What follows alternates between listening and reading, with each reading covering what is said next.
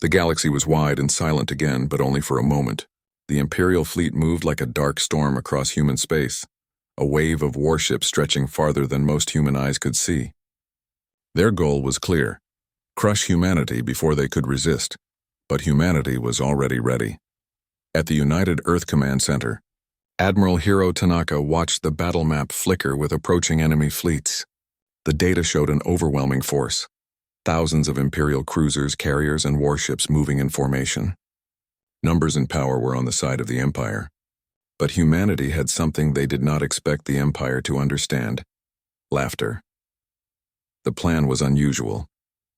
Humanity would not meet the Empire's might with the same weapons alone. They had prepared something new: the laughter wave. The laughter wave was a device created by scientists, engineers, and sound experts. It could send powerful sound waves across space, waves designed to cause confusion, but not in the usual way. These waves carried laughter, frequencies designed to make soldiers, pilots, and even machines falter under unexpected humor. It was a weapon that confused without destruction, a symbol of human creativity in war. Captain Mara Lynn of the starship Aurora gathered her crew before the first battle. They stood together in the hangar bay, the hum of engines filling the air. Mara's voice was calm but fierce. "Today we do not just fight for survival. We fight to show the galaxy who we are. They want war, and we will give them something they cannot control: laughter, courage, humanity." Her crew smiled, some quietly, others with nervous laughter. They all understood the weight of what was about to happen. This was not just a battle. It was a test of spirit. The human fleet moved into position. Hundreds of ships, large and small, formed a line across the edge of human space. Behind them, Earth shone like a blue jewel. The Empire's fleet appeared on their scanners, thousands of ships stretching into darkness. Their formations were perfect, weapons charged, engines ready. The battle began with silence. A deep quiet filled space before the storm. Then Mara Lynn gave the order: "Release the laughter." From every ship in the fleet, the laughter wave activated. Waves of sound moved through space, reaching the enemy fleet before a single shot was fired. At first, nothing happened. Then strange things began to unfold. In the heart of the Imperial fleet, soldiers stopped at their stations. Confusion spread as the sound waves hit. Alien soldiers began to laugh, quietly at first, then louder. Commands became disordered. Pilots forgot orders. Machines shuddered under the strange signals. The laughter spread like fire. The Empire's fleet had never seen this. Their perfect formations began to break. Ships slowed. Firing patterns became irregular, and soldiers left their posts in confusion. Laughter, something so human, had become a weapon they could not control. The human fleet moved forward. The Aurora led, cutting through enemy lines with speed and precision. Mara Lynn used humor as a tool. Her orders were coded jokes. "Attack with a grin," one message said. "Surprise them with a punchline," another. Even under fire, human ships kept the laughter going. In one battle sector, human pilots broadcast comedy recordings, songs, and jokes over enemy channels. Imperial ships found themselves hearing laughter, music, and stories mid-battle. Confusion became chaos for the enemy. For humanity, the first battle was not only about survival. It was about showing the galaxy something powerful. Humans did not bow in fear. They fought with creativity. They fought with joy. The battle ended with heavy losses for the Empire, not because humans had the strongest weapons, but because they had the most unexpected. The Imperial fleet withdrew, shocked and confused. For the first time in history, the Empire had met resistance it could not easily crush. Back on Earth, news of the battle spread quickly.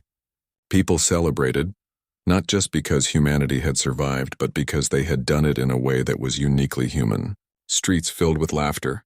Children played in parks, repeating jokes from the battle. Musicians played songs about the courage of humans. In the United Earth Command Center, Admiral Hiro Tanaka smiled as he watched reports come in. Mara Lynn stood beside him. "They didn't expect this," Mara said quietly. "They thought they could scare us. But we gave them laughter instead." "They underestimated humans," Hiro said. "They never understood what makes us strong." The victory gave humanity hope. It also gave them a new weapon, not just machines, but spirit. Across human worlds, the laughter of the first battle became a rallying cry. "We fight with laughter," it said. "We will never be broken." Meanwhile, in the Empire's capital, confusion turned to anger. The Emperor ordered a council of war. Alien leaders argued over the meaning of human tactics. Some called humans dangerous, others foolish. But all agreed on one thing. Humanity was unlike any enemy they had faced. Unknown to the Empire, laughter had begun to spread beyond human forces. Planets under Imperial control heard the sound waves. Citizens on these worlds began to laugh quietly at soldiers, at orders, even at themselves. Humor became a form of resistance. Underground laughter movements formed. Secret gatherings were held where humans and allies told stories, jokes, and songs. The war was changing. It was no longer only about ships and weapons. It was about spirit. It was about laughter. Mara Lynn knew this. She called her crew together again aboard the Aurora. "We have won a battle, but the war is not over," she told them. "The Empire will return with greater force, but they will never defeat us if we fight with our spirit. Our laughter is our strength, and we must make sure they hear it every time they try to silence us." The crew cheered, their voices filled with determination. Mara smiled. She knew the road ahead would be long and dangerous, but she also knew that humanity had found something special in this war, something no machine or weapon could take away. The galaxy would remember the first laughs of battle. And humanity would never stop laughing. The war had begun, but humanity had already changed it forever. The galaxy was not the same after the first battle. The sound of laughter, and strange human laughter, and had echoed across the stars. The Imperial fleet had been forced to retreat, confused and unable to understand what had happened. But more than that, something deeper had shifted. For the first time in history, the Empire faced an enemy it could not defeat by force alone. On the Emperor's throne world, the Imperial Council gathered in a massive chamber. Leaders from thousands of systems filled the room. They had fought many wars. They had conquered worlds. But humans, they were different. General Corin, a tall alien commander with silver armor, spoke sharply. "Our forces were flawless in every battle before, yet they broke apart under laughter. How is this possible?" Another council member, a diplomat named Thessa, replied, "They are unpredictable. They use humor as a weapon. Their courage comes from joy. We cannot fight it the way we fight weapons." The Emperor sat silently, his face hidden under his great hood. Then he spoke in a voice that filled the chamber. "Humans are dangerous, not because of their weapons, but because they inspire. They turn war into something we cannot control. They make resistance into art. We must understand them or we will lose." Meanwhile, across human space, humanity was not waiting for the Empire to strike again. They were spreading their way of fighting, laughter and hope. After the first battle, humanity's victories became more than military actions. They became symbols. Wherever humans fought, they carried with them music, stories, and laughter. Even small skirmishes became acts of joy. In one battle, a human squadron captured an Imperial outpost without firing a single shot. Instead, they broadcasted jokes and music directly to the enemy, causing soldiers to stop fighting and begin laughing. The outpost surrendered peacefully. This inspired something unexpected across the galaxy. On planets under Imperial control, humans and other species began to form small groups of resistance. These groups did not hide. They gathered openly, telling stories, singing songs, and sharing laughter. They called themselves Laughter Brigades. Their mission was simple: spread joy, spread hope, and resist in a way the Empire could not predict. On Earth, leaders watched this spread with pride. Ambassador Alara Singh stood before the United Earth Council, showing reports from across the galaxy. "We are not just defending ourselves," she said. "We are changing the way war is fought. We are teaching the galaxy that resistance can be more than destruction. It can be joy." General Marcus Vance nodded. "They underestimated us. They thought fear would control humans. But laughter has shown them we have something stronger: spirit." Not all humans were soldiers. Artists, musicians, and engineers all took part in the war effort. They built devices to spread laughter and joy through space. They created songs of courage that became anthems for the resistance. They told stories of human bravery that spread faster than fleets. Captain Mara Lynn of the Aurora became a symbol of the war. Her ship was at the front of every battle, but Mara fought differently. Her orders were filled with humor. She told her crew that every battle was not just a fight but a stage. They were performers showing the galaxy that humanity would not be broken. During one mission, Mara led her crew to liberate a world under heavy Imperial control. Instead of attacking directly, they sent a message to the enemy, a joke that became famous across the galaxy. The message said simply, "Why did the Empire bring a ladder to space? Because they wanted to reach the stars of laughter." The enemy laughed before the attack even began, and when the battle started, they fought without discipline, confused by the unexpected joy. The humans won without heavy destruction. News of such victory spread quickly. Planets began to whisper about humanity, not as a weak race, but as a people who could fight with courage and laughter, who could turn war into hope. The Empire felt the shift deeply. In the capital world, alien leaders debated fiercely. General Karan argued for more force. Crush them with fire. Show them there is no power greater than the Empire. But diplomat Thessa disagreed. Fire alone will not work. They are not just soldiers. They are a movement. We cannot destroy laughter with weapons. We must destroy the spirit behind it. The Emperor listened to them both and said, "The war will not be won by fleets alone. It will be won by understanding humans. Find their weakness," but the Imperial fleets found no weakness. Every battle showed the same truth. Humanity was unpredictable. Their tactics were not based only on strength, but on creativity and unity. They turned every defeat into a story of courage. They turned fear into laughter. For humans, the war was becoming more than survival. It was becoming a fight for a way of life. They fought not just to protect their worlds, but to prove to the galaxy that laughter and joy were worth defending. On Earth, people prepared for the coming storms. Cities built laughter halls. Schools taught humor as a form of resistance. Families gathered to tell jokes at dinner. Soldiers carried charm and courage in their hearts. Captain Mara Lynn stood before her crew before another mission. She looked at the galaxy beyond their ship, knowing the next battle would be harder. The Empire was learning. They would not be surprised again, but Mara believed something stronger was on humanity's side.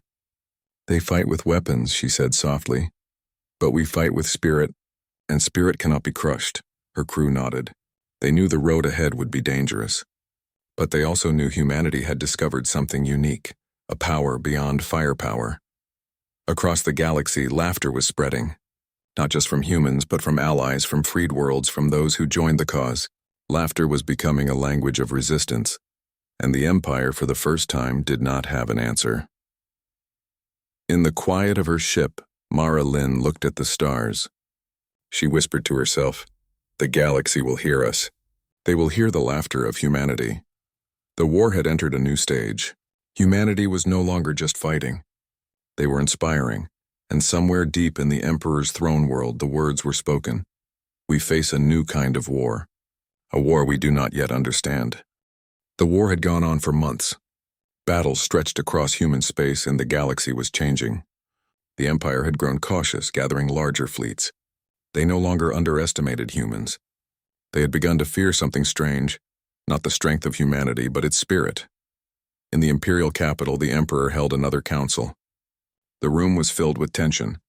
Generals, admirals, and diplomats argued about how to end the war. General Corin spoke loudly. "We must crush them with full power. No mercy. No laughter." But Thessa, the diplomat, spoke differently. "They are not just fighting with ships. They are fighting with something stronger. Their unity, their laughter, their spirit, it grows. If we destroy them now, we must destroy everything they stand for." The Emperor said nothing for a long moment. Finally, he spoke. "Prepare the final fleet, end this war. Earth will fall. Humanity must be silenced." Across human space, humanity heard the news in whispers and broadcasts. Earth's leaders knew the Empire was coming with all its power. But instead of fear, there was determination. They began their greatest preparation yet. Captain Mara Lynn stood in the war room of the Aurora, surrounded by officers and engineers. A large map of the galaxy glowed before them. Mara's voice was steady. "They will come for us with everything they have," she said. "But they do not understand humans. They do not understand that we fight differently. They will meet not only our ships, but our spirit." Her crew listened quietly. Mara revealed a secret project that had been kept from most: the Laughter Star. It was humanity's greatest invention, a massive station built to send laughter waves across the galaxy, amplified like never before. The Laughter Star could cover entire battlefields. disrupt enemy systems, and fill fleets with confusion. But it was not just a weapon. It was a symbol of humanity's defiance. The Laughter Star was powered not by machines alone, but by human creativity. Artists, engineers, musicians, and scientists worked together. Their laughter, their songs, and their joy became part of its power. Mara addressed her crew again. "This is more than a battle. This is our moment. We will not just defend humanity, we will change the galaxy." When the Imperial fleet began its approach, the human fleet was ready. The largest human armada ever assembled formed in defense of Earth. At its center stood the Aurora, with Mara Lynn commanding. The Laughter Star glowed in the distance, humming softly like a heartbeat. The first clash was like nothing the galaxy had seen. Imperial warships advanced, weapons glowing, shields raised. But before they could reach human lines, the Laughter Star activated. A pulse of sound spread through space, a wave of human laughter amplified into something powerful.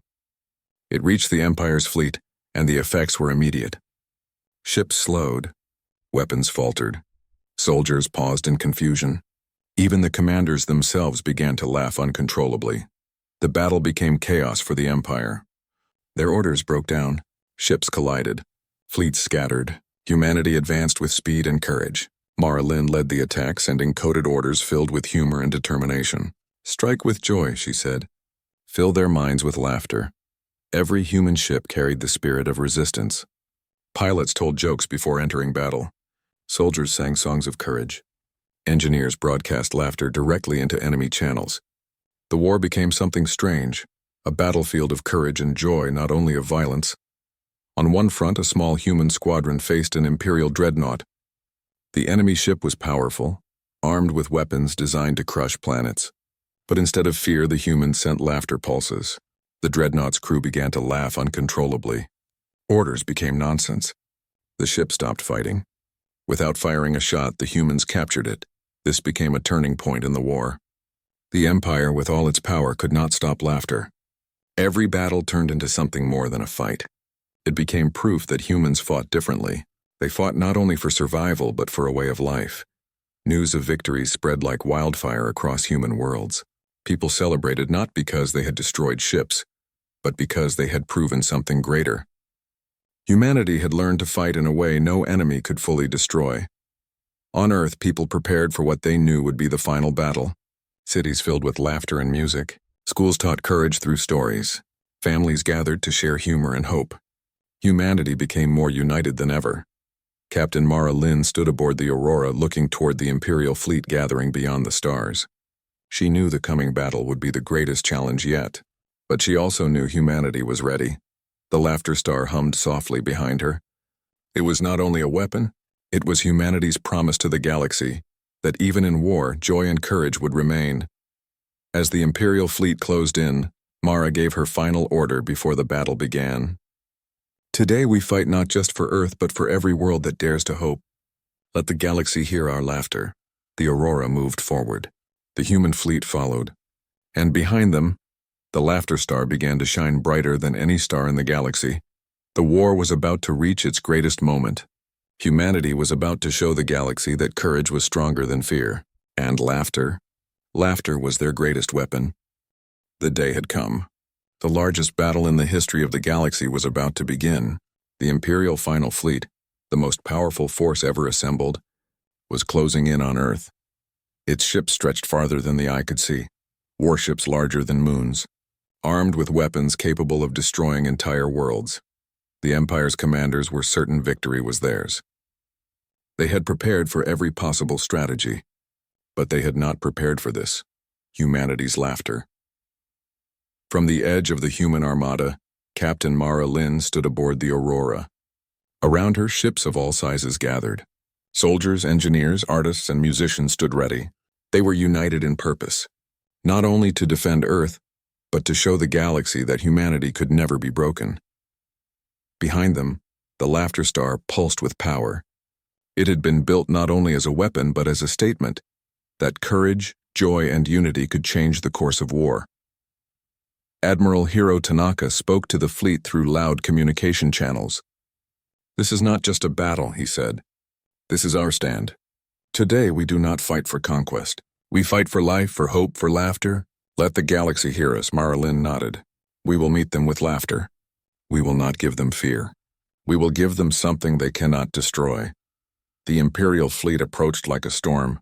Their weapons glowed with deadly energy. Ships moved in perfect formation, prepared to strike with force unmatched in history. But humanity did not wait for them to attack. The laughter star activated. A wave of sound spread across the void, laughter amplified across light years. It was not ordinary laughter. It was human laughter, full of courage, joy, and defiance. It reached every ship of the Imperial fleet before a single shot was fired. The effect was immediate and strange. Enemy ships slowed. Their weapons faltered. Crews stopped their duties. Across the Imperial fleet, soldiers and officers alike began to laugh uncontrollably. Orders became confused. Battleships turned away from attack. Some fleets collided in chaos. The human fleet advanced. The Aurora led the charge, sending orders filled with humor. Strike with joy, Mara told her crew. Let them know what it means to face humanity. Pilots sang songs. Soldiers told jokes. Laughter filled the comm channels. Even amid the noise of war, humor echoed. The battle became unlike any before. It was not just fighting. It was a performance. Humanity fought as one, not only with weapons but with spirit. And every victory became a symbol. On one front, a small human fleet faced an Imperial dreadnought. It was a giant warship, feared across the galaxy. But instead of attacking directly, the humans sent waves of laughter. The crew of the dreadnought stopped fighting. They laughed, confused and helpless. Without firing a shot, the humans captured the ship. This became the turning point of the battle. Across the galaxy, the human armada fought not only with power but with creativity and unity. The laughter of humanity became a shield. It became a weapon. It became a voice that no force could silence. The Emperor watched from his throne world. His fleet was breaking apart. He could not stop the laughter. For the first time in history, the Empire faced a war they could not win by force alone. In his council chamber, the Emperor spoke quietly. They have not only fought with weapons, they have fought with life itself. And they have shown the galaxy a truth we cannot deny, that courage and laughter are stronger than fear. Back in human space, Marilyn's voice rang across the fleet. This is not the end, she said. This is the beginning. Today we fight not only for survival, but for every world that dreams of freedom. The battle ended not with destruction, but with change. The Imperial fleet scattered. Their ships withdrew. Their soldiers returned to worlds they could no longer control. For the first time, the Empire had been stopped, not by force, but by laughter. Across the galaxy, news spread. Humanity had not only defended itself, but it had inspired a movement. Planets began to speak of resistance in the language of laughter. The laughter brigades grew. Entire worlds joined in defiance, telling stories, singing songs, and laughing together. The galaxy began to change. The Empire dissolved into smaller alliances. Former enemies joined the cause of peace. A new alliance was formed, a union of worlds inspired by humanity's courage and joy. On Earth, the people celebrated. Cities filled with laughter festivals. Music played across streets. Children laughed freely. Humanity had not only survived, they had changed history. Captain Mara Lynn stood on the bridge of the Aurora, looking toward the stars. Around her, her crew laughed quietly, tired but proud. Mara spoke softly. They thought they could break us, but they could not break our spirit. They could not stop our laughter. And now the galaxy will hear it forever. Her words spread across human space. Through the comm channels, ships repeated her phrase. The galaxy will hear our laughter. On the newly liberated planets, festivals began. The laughter of humanity became a language of hope. It was a promise that even in the darkest times, joy could not be silenced. And somewhere deep in the heart of the galaxy, the Emperor watched the stars. He spoke quietly, almost to himself. They have changed everything. The galaxy will never forget the laughter of humanity. The war was over, but humanity's laughter continued to echo across the stars, a sound no weapon could destroy. It became the galaxy's greatest story. A story of courage, unity, and joy. A story of how humanity, outnumbered and outpowered, had fought not just with weapons but with laughter. And so, the galaxy laughed with them. The war had ended, but the spirit of humanity lived on. forever a light in the darkness. The sky above Earth was calm that day, painted with shades of pale blue and gold. Birds flew in scattered flocks and cities buzzed softly with life. But far beyond the atmosphere, in the cold silence of space, something stirred, a presence unlike anything humanity had ever known. It came first as a shadow, stretching across the outer edges of the solar system. Then as the weeks passed, that shadow grew into a shining armada, ships of unimaginable size and beauty, their surfaces glowing faintly with strange lights. The Galactic Empire had arrived. For centuries, humans had told stories about life beyond their world. Some spoke of friendly explorers. Others spoke of danger and conquest. But no one had truly believed the day would come when the galaxy itself would look toward Earth. Until now. At the head of the armada sailed the Sovereign's Will, the Empire's largest command vessel. Commander Zareth stood on its bridge, gazing down at the small, vibrant blue planet below. His uniform was sharp and dark, his expression calm, though inside his mind stirred curiosity. The humans had intrigued him for years. They were unpredictable. They lacked the precision and discipline of other species. But they had survived where others failed, and now the Empire wanted to see if they were worth anything. The landing, the arrival of the Empire's emissary fleet, did not go unnoticed. Satellites, telescopes, and radar stations tracked the movement. Governments across the world scrambled, sending messages to each other, preparing for contact. The United Earth Council, a coalition of Earth's nations, gathered for an emergency meeting. Admiral Ilara Miles stood at the front of the council chamber. She was a woman in her early 40s with sharp eyes and a calm voice that carried authority. Her people looked to her for answers, and she was ready to give them. The room was tense. A great hologram projected the image of the approaching fleet. The ships were immense, their hulls shimmering with unknown alloys. Zareth's ship was the largest of all, a floating city of steel and energy. The council was silent. Then Admiral Miles spoke. "This is not an invitation. It is a demand. They are here to take control of us." A murmur ran through the chamber. "They may destroy us," one representative whispered. "We cannot fight them." But Ilara's voice was steady. "We will not fight them the way they expect. We will meet them differently. Humanity has always been underestimated, and maybe, just maybe, that is our greatest strength." The envoy commander Zareth descended to Earth in a single sleek craft. It hovered over the Earth's greatest city, its metal surface reflecting the light of the sun. Citizens gathered below, staring upward, mouths open. Children pointed and laughed nervously as though this was a strange dream. On the ground, Zareth was greeted with silence. His armor echoed softly in the open plaza. Beside him stood translators ready to convert his words into human languages. He looked around. Earth was alive with noise, movement, and chaos. Unlike the cold silence of the Empire's worlds. "I bring a message from the Sovereign," Zareth said in clear, basic common. His voice was even but carried authority. "Humanity must submit to the rule of the Galactic Empire." "This is not negotiable," gasps ran through the crowd. Some stepped back in fear. Others stared with defiance. Admiral Miles stepped forward. "Commander Zareth, humanity does not bow to others. If you wish to claim our world, you will need to prove why you are worthy, and we will not meet your claim with silence or submission." Zareth's eyes narrowed. "What is it you propose?" "A test," Ilara said calmly. "A test to show whether humanity is worth ruling, or worth learning from." The crowd murmured in surprise. Zareth studied her for a long moment. Then he nodded. "Very well, a test. But know this. The Empire does not tolerate failure. The challenge is set within days. The Empire built a vast arena in orbit above Earth. It was unlike anything humans had ever seen, a floating coliseum of shimmering steel and strange alien crystal. The structure was enormous, stretching for miles, filled with chambers and trials designed to challenge species across the galaxy. The arena pulsed with strange light, a silent challenge to the human race. Humanity gathered to watch. It was not just a battle for survival. It was a test of who they were. Inside the council chambers, Admiral Miles addressed her people. "This is our chance to show the galaxy who we are.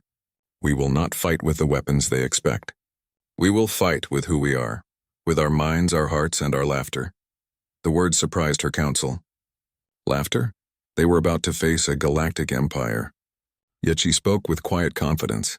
Humanity had faced worse odds before and survived, and they had always done it with unity and a strange defiance that came from joy. The first meeting. The humans entered the arena for the first trial. Zareth watched from his command platform above. The challenge was simple in theory, but deadly in design. An obstacle field of shifting barriers, strange energy fields, and gravity wells. Many alien species had failed before, unable to adapt to the chaos. Human engineers, soldiers, and scientists worked together. They built new tools on the fly, communicating with a mixture of jokes and laughter.